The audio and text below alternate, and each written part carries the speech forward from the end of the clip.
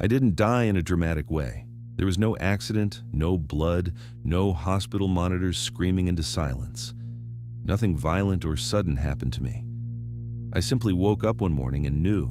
The certainty wasn't loud. It didn't arrive with panic or confusion. It was quiet and strangely logical, like remembering something I'd forgotten a long time ago. I opened my eyes, stared at the ceiling above my bed, and understood with absolute clarity that sometime during the night, my body had stopped belonging to the living. I lay there for a long time, waiting to feel something that would contradict the thought. Anything at all. Fear, panic, a rush of adrenaline. Nothing came. The air in my room felt stale and untouched.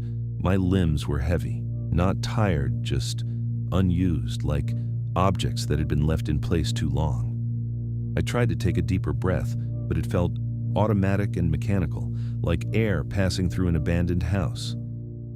After a few minutes, I placed 2 fingers on the side of my neck to check my pulse. I couldn't feel anything. I pressed harder, concentrating carefully. Still nothing. That was enough for me. Proof. Strangely, I wasn't afraid. I think fear requires a kind of hope, the belief that something terrible might happen.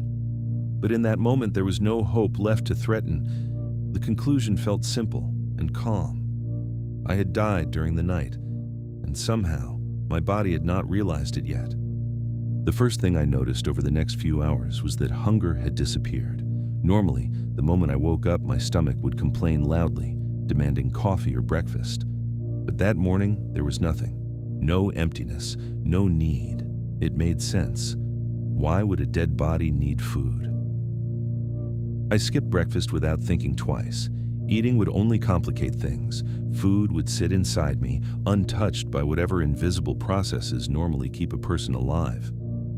I did drink a glass of water, though. Water felt harmless. Water didn't demand digestion. The rest of the morning, I wandered slowly around my apartment, observing everything with a detached curiosity. It felt like I was visiting my own life from the outside, like a ghost walking through rooms that used to belong to him. The furniture looked slightly unfamiliar, as if it had been moved by someone else. Even the hallway mirror felt strange when I passed it. I paused in front of it and looked carefully at my reflection. The person staring back looked like me, but something about him felt incomplete. My skin seemed dull. My eyes looked deeper in their sockets, like they had sunk half an inch inward overnight. I leaned closer to the mirror and watched my chest rise and fall. The movement felt staged. I lifted my hand and waved it slowly in front of my face. The reflection followed perfectly, but the motion still looked insincere, almost rehearsed. I couldn't shake the feeling that I was watching a recording of myself rather than participating in the moment. After a while, I returned to bed and lay still. Dead things shouldn't move too much. By the 3rd day, my phone had accumulated dozens of missed calls. My mother had tried several times, my sister too. Work had sent multiple emails asking if I was sick. I ignored all of them. What was I supposed to say? Sorry, I haven't responded. I died on Tuesday. Even speaking out loud felt strange when I tried it. My mouth felt dry and hollow, as if the words had to travel through empty space before reaching the air. Instead of answering calls, I began studying my body carefully for signs of decay. I examined my arms for discoloration. I pressed my fingers into my stomach to see if it felt soft or collapsing. Sometimes I pushed against my ribs and imagined hollowness beneath them, like a shell that used to contain something important. Occasionally, doubt would try to surface. For example, on the 5th day, my stomach twisted faintly, like a brief spark of hunger, but I dismissed it immediately. Leftover nerve signals, I told myself. Residual electricity moving through a system that had already shut down. Bodies don't stop functioning all at once. My sister came over 2 days later without warning. She used the spare key I had given her months ago. I heard her voice calling my name from the living room while I was sitting on the floor near the couch. Her voice sounded strangely distant, like it was traveling through soil before reaching me. When she walked into the room and saw me, she froze. "You look terrible," she said slowly. "That makes sense," I replied. She tried to laugh, but the sound didn't settle properly. Instead, she stepped closer and placed her hand on my forehead, then my cheek. "You're warm." "It hasn't been long," I explained calmly. "These things take time." Her expression shifted in a way I couldn't fully read. The confusion slowly hardened into something heavier. She asked me what I meant. "I'm dead," I told her. I expected shouting or disbelief, maybe even anger. Instead, she simply stared at me the way someone watches glass beginning to crack. Eventually, she insisted I eat something. She made toast and placed it in front of me. I chewed it slowly, feeling strangely disgusted by the act. The food felt intrusive, wrong, like placing fresh flowers inside a coffin. Later that night, I vomited into the kitchen sink. Dead bodies reject contamination. 2 days after that, I woke up inside a hospital room. White walls surrounded me. Bright lights hummed overhead. Machines beeped quietly somewhere behind my bed.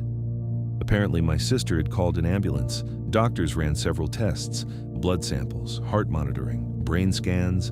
Every result came back normal. That word, normal, felt completely absurd. One of the doctors asked me if I knew where I was. "Yes," I said, "a place for people who are still alive." "And you're not?" "No." He didn't argue. He simply wrote something on a clipboard. By the evening, I was transferred to a psychiatric ward. The doors were locked. The nurses spoke softly. The windows opened only a few inches. I felt misplaced there. A corpse among the living. The days inside the ward felt suffocating. They insisted I eat at regular times. At first, I complied, mostly because arguing seemed exhausting. The other patients wandered slowly through the halls, each one trapped inside a private storm of thoughts. One cried almost every night. Another laughed quietly to himself in the corner of the common room. I watched them carefully and thought to myself that none of them understood their situation. At least I knew the truth. The doctors asked me the same questions repeatedly. "Why do you believe you're dead? How did you come to that conclusion? Do you feel anything?" My answer never changed. "There's nothing inside me," I said. "I can feel it." And that was the strangest part. The emptiness didn't feel poetic or emotional. It felt physical. My chest seemed hollow, like a container that had been emptied. My stomach felt like a void. After 6 days of this, I realized something simple. If I was dead, then I didn't belong in a hospital. I belonged somewhere quiet, somewhere forgotten. So one night, after midnight, I left. The hallway outside my room was dim and quiet. The nurse at the desk looked half asleep while scrolling through her phone. I walked slowly past her, surprised at how steady my legs felt. Dead things shouldn't move this well. But I told myself it was instinct, muscle memory. When someone opened the emergency stairwell door to step outside for a cigarette, I slipped through before it closed again. No one noticed. By the time anyone realized I was gone, I was already several blocks away. I didn't know where I was going. I just walked. The city felt strange at night, like I was drifting through a set built for someone else's life. Streetlights buzzed overhead. Cars passed by without acknowledging me. Eventually, I reached the edge of town and discovered an abandoned construction site. The fence had a wide opening where someone had bent the metal apart. Inside stood a half-finished building made of concrete walls and exposed steel beams. It felt appropriate. I climbed inside and sat in the corner of what would have been a living room. Cold air drifted through the open spaces where windows would eventually go. For the first time in days, I felt something close to peace. This is where I'll stay, I thought. Dead people don't need apartments. The hunger returned the next day, but this time it was violent. My stomach twisted so sharply that I doubled over. The pain radiated outward through my abdomen like a warning signal. I pressed my hand against my stomach. "This isn't real," I whispered. The pain only intensified. Soon, my head began to throb as well, and my mouth felt painfully dry. When I stood up too quickly, the world tilted and darkened at the edges of my vision. I grabbed the concrete wall to steady myself. That's when I heard it. My heart. Pounding loudly in my chest, I froze. That sound was unmistakable. I pressed my hand firmly against my chest and felt the rhythm beneath my ribs, fast, strong, alive. For the first time since this began, fear returned, real fear. If I wasn't dead, then what was happening to me? Why had I been so certain? Why did my body feel empty, even while it continued to function? Why had my mind convinced me of something so impossible? I collapsed to my knees on the cold concrete floor, breathing hard. The ground beneath me felt solid and painfully real. And suddenly, I began to cry. Not distant or muffled tears, real ones. My body was starving. My throat burned with thirst. My chest ached from the violent pounding of my heart. Dead people don't starve. Dead people don't collapse from exhaustion. Dead people don't panic because their heart is beating too fast. Something was wrong. Not with my body, with my mind. I don't remember who called the ambulance. Maybe someone saw me near the fence. Maybe I passed out. The next thing I remember was the flash of blue lights and voices shouting. Hands lifted me onto a stretcher while someone placed an oxygen mask over my face. This time, I didn't resist. I didn't tell them I was dead. I didn't argue when they brought me back to the same hospital room. I just lay there quietly, listening to the steady beeping of the monitor beside my bed. Each beep matched the pulse in my neck, clear, strong, unmistakable, proof. I'm still here now, back in the psychiatric ward. The doors are still locked. The questions are still gentle but persistent. They tell me something severe happened inside my mind, that sometimes the brain convinces itself of impossible things when it's trying to escape something it can't handle. I don't fully understand it yet, but I do understand this. 3 weeks ago, I was completely certain that I had died. I ran from the hospital because I believed I didn't belong among the living.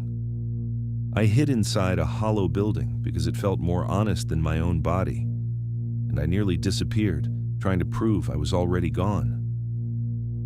Now, when I lie in this narrow hospital bed at night, I press my fingers gently against my neck. I'm not searching for emptiness anymore. I'm listening for rhythm, and every time I feel it, steady, stubborn, undeniable, I realize something terrifying. My body never stopped living. It was my mind that tried to bury me. If this felt real, that's because it was almost real. I'll see you in the next memory.